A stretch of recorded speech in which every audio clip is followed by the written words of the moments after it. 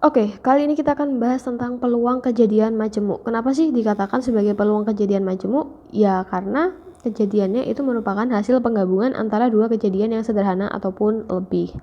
Nah, di sini ada beberapa aturan. Yang pertama adalah aturan penjumlahan. Artinya berarti nanti kita tinggal jumlahkan saja. Kasusnya itu terjadi misalkan pada soal cerita seperti ini. Si Rini itu akan bepergian ke rumah temannya. Dia harus memilih kaos atau kemeja yang akan dipasangkan dengan celana yang telah dipakainya. Ada 5 kaos dan 3 kemeja. Yang ditanyakan adalah berapa banyak pilihan kaos atau kemeja yang dapat dipakai Rini. Nah, di sini kan berarti kita tahu bahwa Rini itu bisa memakai salah satu dari 5 kaos,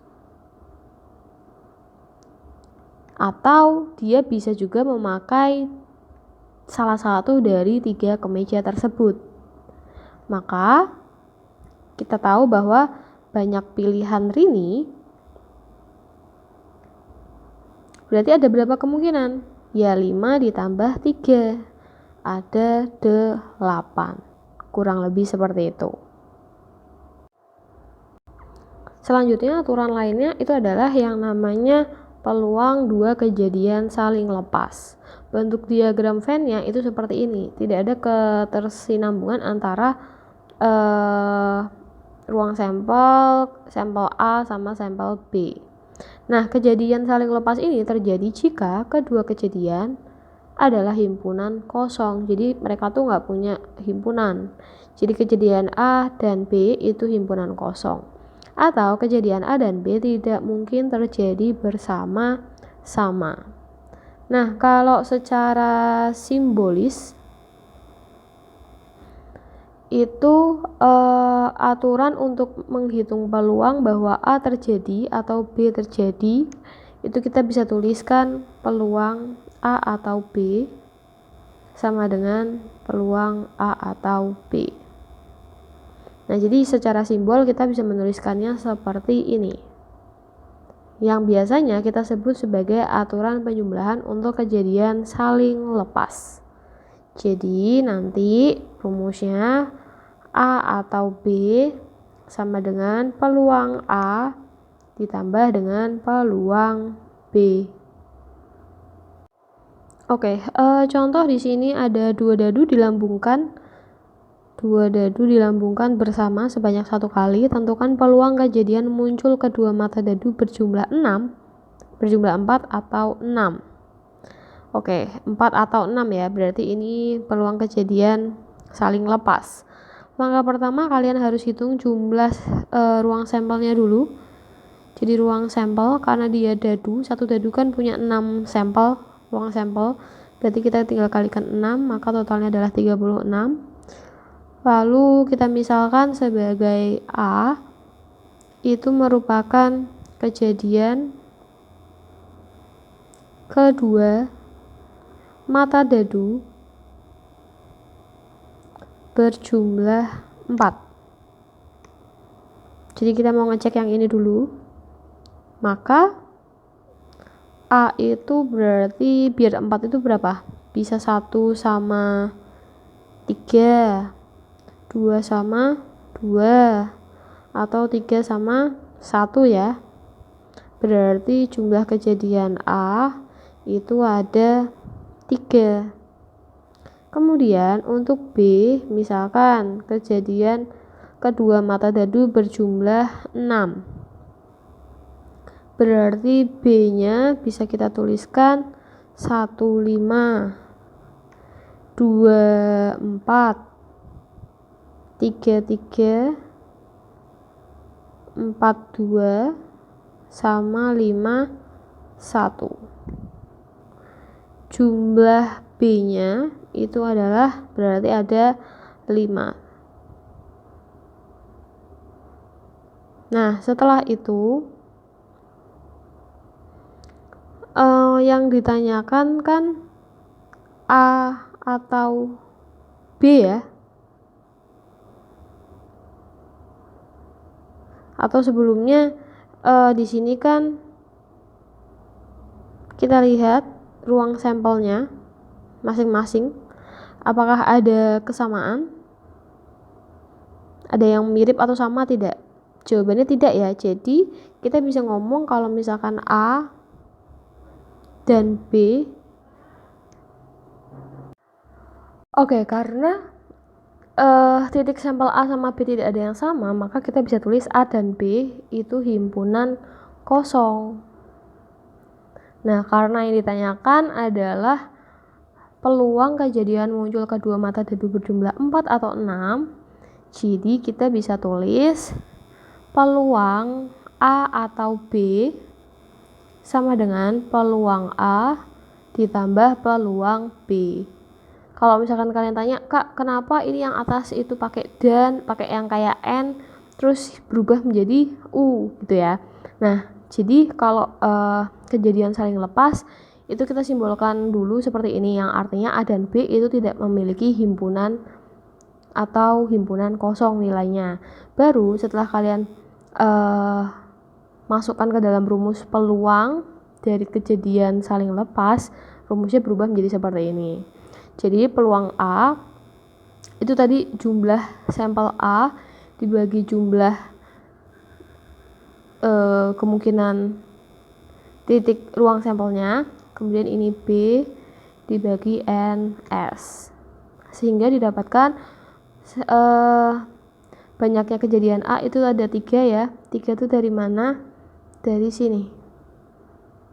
Tadi kita udah cari nih yang 3, berarti 3 NS-nya itu 36 ditambah yang P-nya 5 per 36, jadi totalnya adalah 8 per 36 dibagi 4 hasilnya 2 per 9, jadi peluang munculnya mata dadu berjumlah 4 atau 6 itu adalah 2 per 9. Selanjutnya kita akan berbicara tentang peluang dua kejadian yang tidak saling lepas. Kalau tadi saling lepas, sekarang tidak saling lepas. Untuk diagram Venn-nya bisa kalian lihat seperti ini, bentuknya berbeda ya. Jadi yang sisi tengah ini yang bertampalan itu adalah A dan B. Oke, di sini berarti ada, kalau misalkan tadi tidak, kalau yang saling lepas itu artinya kejadian A dan B tidak terjadi bersama-sama, tidak ada yang sama gitu ya.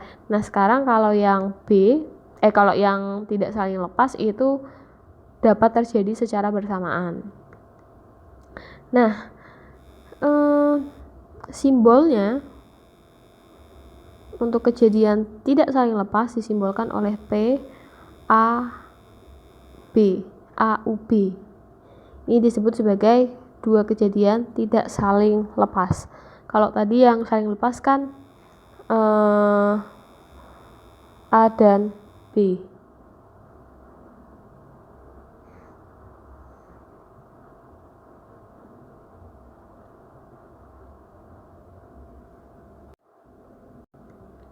Oke, jadi kita pakai simbol PAUB gitu ya. Nah, rumus peluangnya, peluang AUB sama dengan peluang kejadian A ditambah peluang kejadian B dikurangi peluang A dan B. Kalau yang ini itu pakai atau A atau B, kalau yang ini pakai dan. Kita langsung ke contoh saja biar tidak bingung.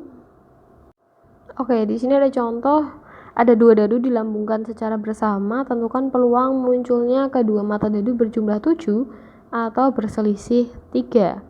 Kita hitung ruang sampelnya semua terlebih dahulu, 6 kali 6 ya, sama dengan 36. Kemudian misalkan kalau A itu adalah kejadian berjumlah 7, tak tulis seperti itu aja ya biar simpel ya. Maka kejadiannya itu bisa 1 sama 6, 2 sama 5, 3 sama 4, 4 sama 3, 5 sama 2, 6 sama 1. Jadi total kejadian A itu ada 6. Lalu kalau misalkan B-nya itu adalah yang selisih 3, maka 1 sama 4 selisih 3, 2 sama 5 selisih 3, 3 sama 6, 4 sama 1, 5 sama 2, dan 6 sama 3. Berarti jumlah kejadian B totalnya juga ada 6. Nah, kalau sudah, apakah A dan B ada yang sama? Mari kita lihat. Ada di bagian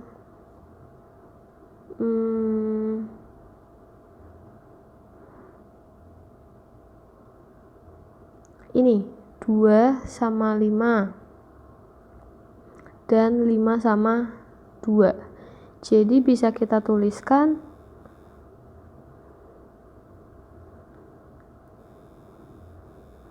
dua sama 5, kemudian 5 sama 2. Jadi banyaknya A dan B itu ada 2. Setelah itu artinya apa? Artinya peluang muncul mata dadu dengan jumlah 7 atau selisih 3 bisa kita tuliskan peluang A U B sama dengan peluang A ditambah peluang B dikurangi peluang A dan B, sehingga peluang A itu tadi A nya ada 6 ya kejadiannya, per 36 ditambah 6 per 36 juga dikurangi 2 per 36, 2 nya itu dari sini, sehingga totalnya adalah 10 per 36, maka sisanya adalah 5 per 18. Ini adalah peluang jawabannya.